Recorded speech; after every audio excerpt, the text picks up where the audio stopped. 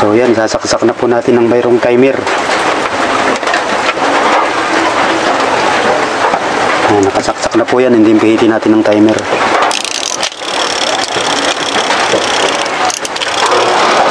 Ayan, niikot na po siya. And then sa kabila naman, counterclockwise. Ayan, clockwise po yan. So ganda ng ikot niya, quality. So ayan na po ang kabuuan itong ating ni-rewind na pang-washing po yan. Bago po tayo magsimula, mag-intro muna tayo mga ka-rewind.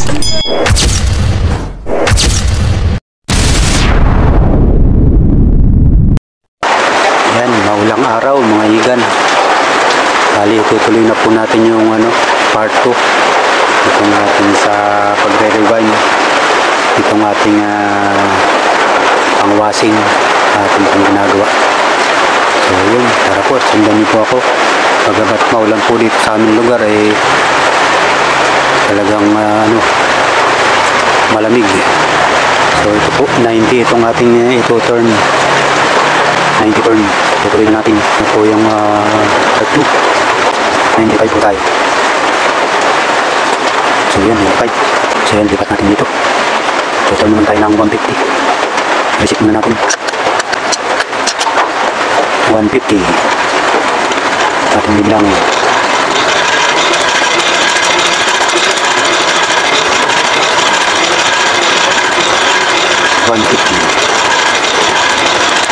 Oh, lagpas. Lagpas po tayo ng So, babalik natin.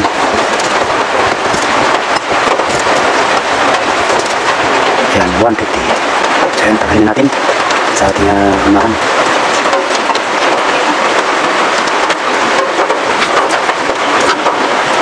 Ayan, lalagyan natin na sa tape. So, ayan, bali okay na po itong ating starting. Naisip na natin yan. So, ang gagawin natin dito, ito ay clockwise, and then counterclockwise. Yan. And then clockwise, counterclockwise. Yan. Nakasit na po yan. Bali, papasok na lang natin yan. Kumbaga yung ikot niya dito lumabas. And then, pasok dito ulit, papagano naman siya. Clockwise. And then dito sa last, counterclockwise. Yan, papasok na po natin ang ating starting. Yan, gaganyan lang siya. Naulan na naman. Dito natin papatong sa ating running.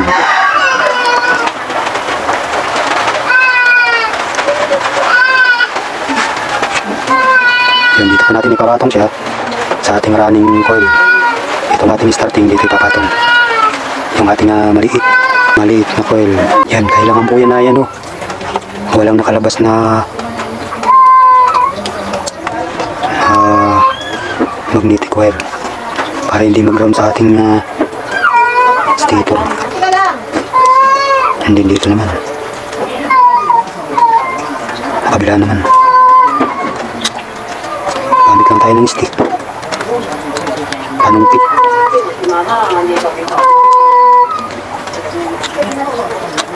Medyo mahirap.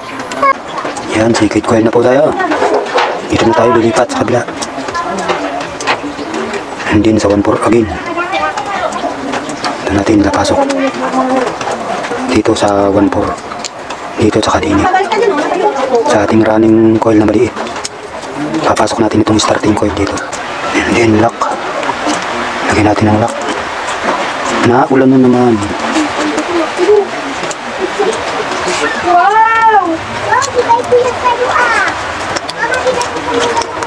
Yan, medyo mahirap talagang sungkitin dito sa parting ito.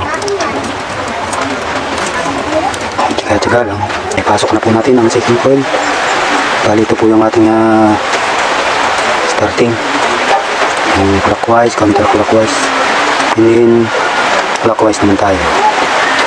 Yan, naka-ready na po yan. Papasok na lang siya. Dito naman tayo ulit sa 1/4 and then 1/6. Yan, ingatan lang natin dito may lumabas na magnetic wire at baka tayo baka mag-ground. Kailangan na yung nakapasok lahat. Double check natin. At mahirap. Yan. Suotan natin ang lock. Yan. Ayos, pasok na. Then, pasok naman natin dito sa 1.6. Yan. Itong bakante na ito. Yan ang 1.6. Talagyan natin dyan. Ang ating malaking coil. 1.6. So, yan po. Tapos na natin ipasok yung third coil. Susunod yung last. Tumba lang yan. Last na po ito. Ating starting na. Yung lock. Yan. Last na po yan. Yan. Ito na po yung kabuuan ng ating ginawa. Ating pagka-rewind. Ito po yung starting. And then dito ang ending.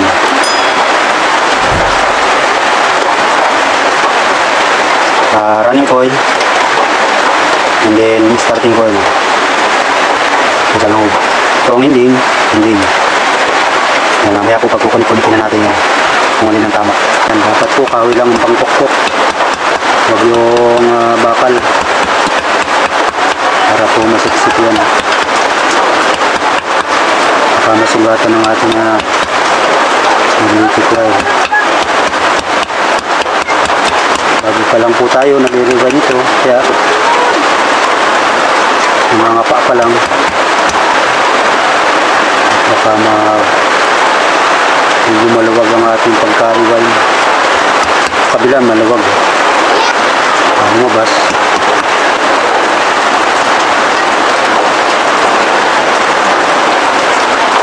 Ulan. Yan, isa lang po. Ating susuot. Ulan lang po.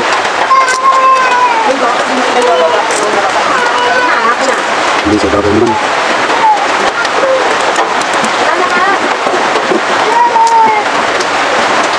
Ayan sa galing.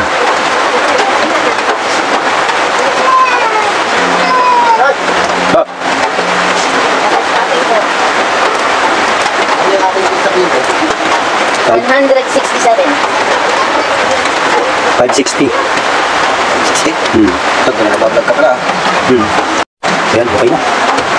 Lagyan mo na rin ang plastic? Oo, yun, sa gilid. Sa loob. Lagyan ko ng cover. Para hindi siya mag-ground. Ang cover na. Para hindi siya mag-ground.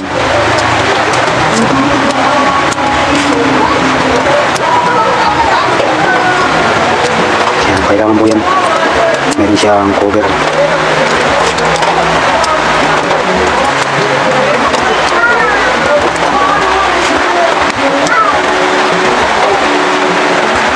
Then, tatalian na natin. Dahil tapos na natin talian yung kabila. Ayun o. Ganito naman. So, ito yung ginagamit natin, ano? Pang suot. So, ayan, tatalian na natin.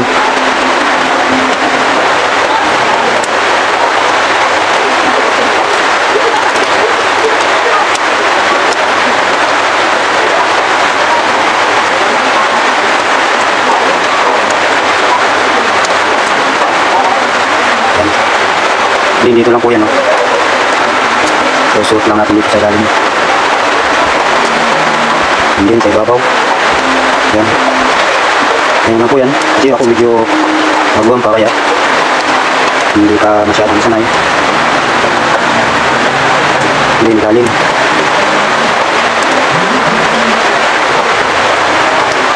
Hindi lang po. Ibabaw, ilalim lang. Wala tayong magandang ang ano eh, babaw naman. Yun, para ka lang naglalaro. Then galim.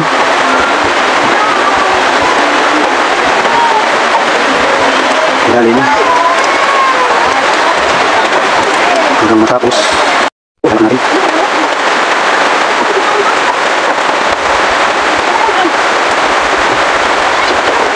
Ito, bigyan pala. Dito ulit.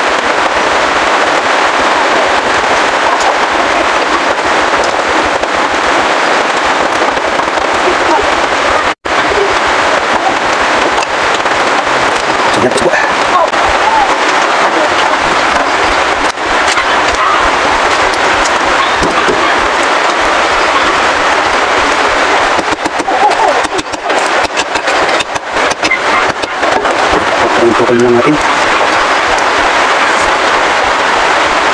So yan, lagay na po siya. Tignan natin. Yun, sakto. Saktong-sakto. So yan, titestin po natin ito. Bali ito po yung ano niya, ang kanyang running ito sa labas. So yan po, meron yung reading siya na 36. So yan, dito po sa atin namang starting, testin natin.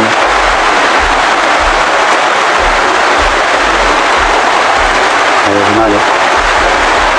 So yan, 37, 36, 37 nakala. So yun, nagwala ko ang ating ano. Ito po yung ano niya, starting. Ay, starting coil. So yan, 37 talaga. So bali po ang pagkukunikin natin dito. Ito po, itong starting ng running at saka starting ng starting. Ito po ang ating pagkasamahin, dalawang ito. And then dito po sa ending ng running at saka ending ng starting, dito po natin i-connect yung ating capacitor. And then lalagyan na natin yan dyan ang lagay sa timer para mag left and right siya. Ayan. So pag-upanik-unikin na po natin yan. So yan, lalagyan po natin ng thermal fuse. Ito. Yan, ito na lang po gagawin natin. Nagano pa naman siya. Ayan, makita siya. Ang ating lalagay.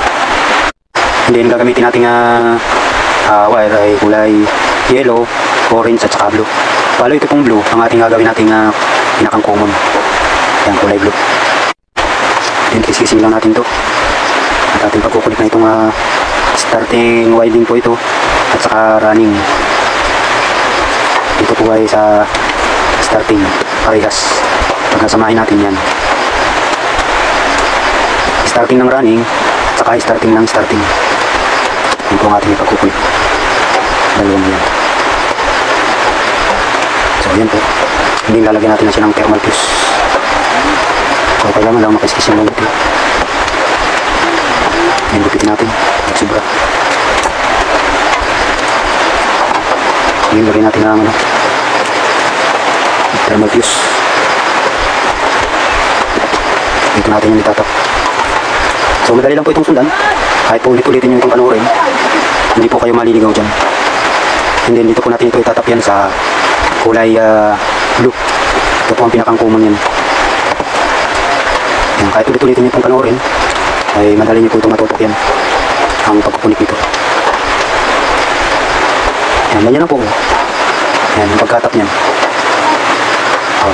Common, nagsama natin yung starting ng running saka starting ng starting. Yan, hihinang lang po natin.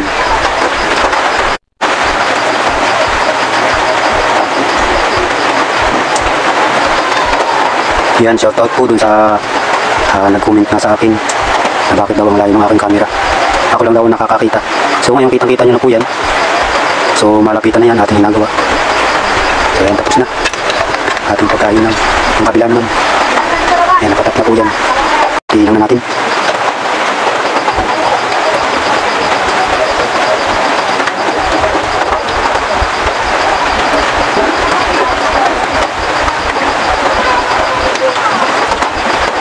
Yan, okay na po. Nahinang natin. So yan, talagyan natin ng cover from thermal fuse. Hindi ko natin tatalihan. Yan. Tatalihan natin yan.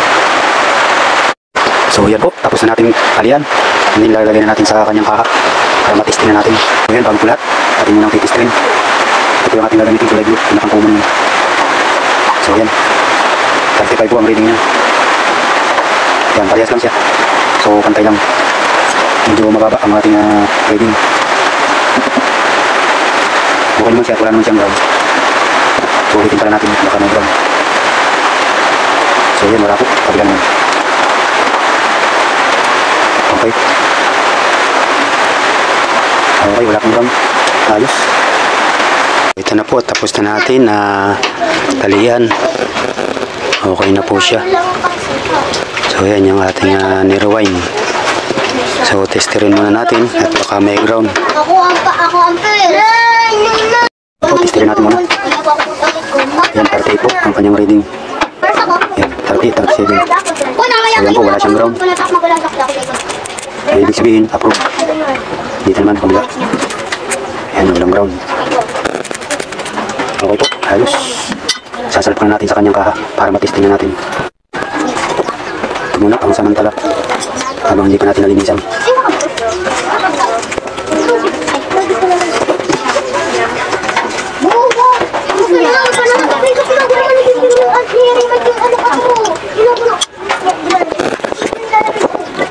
Yan, lagay natin to. Magluto ka ng pagkain. Nakakain ba yan? Nakakain ng pagkain. Uy, ako yun. Lagyan natin ang tumilyo, pang samantala.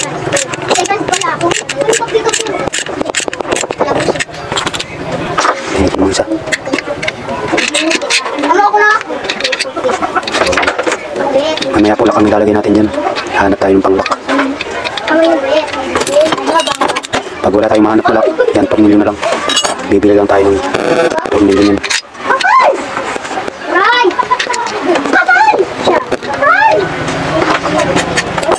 Muna naman.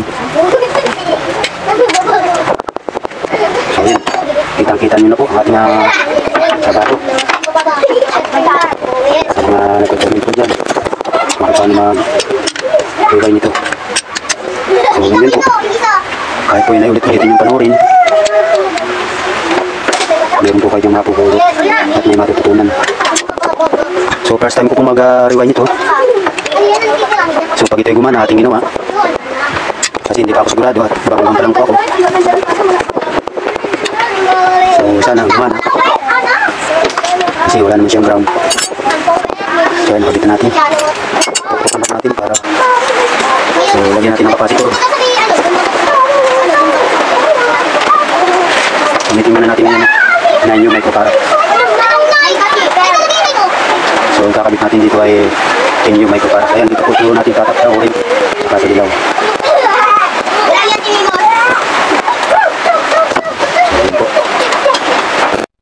Ganito yung ating common. Dito natin ilagay sa kulay white. Nilagay natin ang cover muna pang samantala para hindi brown. Dito, testingin muna natin dito kulay orange. So yan, nakatatla po siya. And then testingin natin. Ilagay natin ang palatandaan kung siya yung nagana. Saksak na po natin para ating na-testing na. So yan, nagana po siya. Okay na po. So yan, counterclockwise po yun. Ay, clockwise pala siya. Yan, clockwise po yan. Yan, clockwise po yan. So ilipat natin sa kabila yung ating lines. Dito natin sa kabila ilalagay. Ilagay natin ulit nito. Saksak natin ulit. So yan po. Counterclockwise po yun. Kanina clockwise, ngayon counterclockwise. Ayan. Magana na po siya. So yan. At babarnisan po muna natin. At pagkatapos natin barnisan, kaya saka natin siya ilalagay dito sa pinakakaan. Ayan, mabangan po natin. And then tanggalin muna natin dito sa kaha para malagyan natin ng barnis. So ayan po, atin munang babarnisan. Barnisan po natin.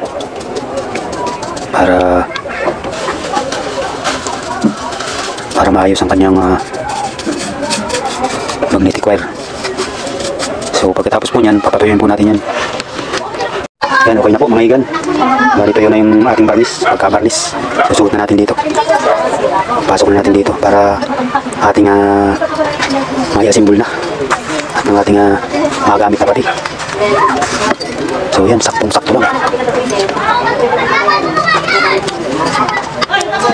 Swak na swak. Ay. Tignan natin to. Tignan lang natin ang tornilyo yan. So ayan, bali ganito na po yung ating pagkukoneksyon. Ito ang ating ni-rewind na pang-washing po. Bali ito pong kulay dilaw, yan sa pang-washing po yan. So hindi ko na muna lalagyan ng timer. Mamaya-maya na lang. Yan, dalawa po yan sa capacitor. And then ito pong kulay blue, ang gagamitin po natin dito yung sa line 1. Madali lang po itong sundan. Yan. And then, ito pong isa, itatap muna natin din para malaman natin kung alin yung clockwise and then counterclockwise. Kubira muna natin. So yan, sasaksak na lang po natin para makita nyo yung ating pagka-rewind. Ano po yan, binarinisan ko na kanina. So tayo na yan, kaya wala na yung problema. So wala po yung timer. Lulo po natin saksakan. Ayan po, lakas na. Counterclockwise po yan. Pag nilipat natin dito ito, kabila, clockwise ang mangyayari niyan. So ayan po. So hindi ko na nahawakan ng ating plies. Hawakan mo. At nakapihit. Yan, para makita po ninyo na ang ating ni-rewind ay quality. And then sa pagkukoneksyon naman po pala ng ating timer ay ito pong kulay gray. Ito po ang sa line 2. Yan, line 2 po yan. Para mag left and right po siya. So ganyan lang po ang koneksyon yan. And then ito pong dalawa na kulay gray at saka kulay yellow, dito naman po natin itatak yan dito sa capacitor. Ayan, kahit naman po yun ay magkabaliktad, okay lang yan. Ayan, dito lang po yan sa capacitor. Bali tatlong linya po yan. Ayan, bawat isang linya, tatlo. And then dito sa naman single. So yan po.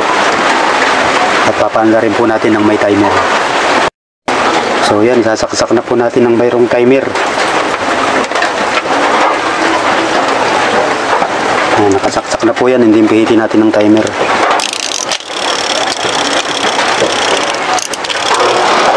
Ayan, iikot na po siya. And then sa kabila naman, counterclockwise. Ayan, clockwise po yan. So ganda ng ikot niya, quality. Basa pa yung barniz capacitor. So ayan na po ang kabuuan itong ating ni-rewind na pang-washing po yan. So yan, kung nagustuhan niyo po itong ating ni-rewind na washing motor, sana po paki-subscribe, paki-like na rin at paki-share na rin itong ating video. So yun lamang po, maraming magandang gabi at ingat bawat isa. Hanggang sa susunod po ulit na ating video.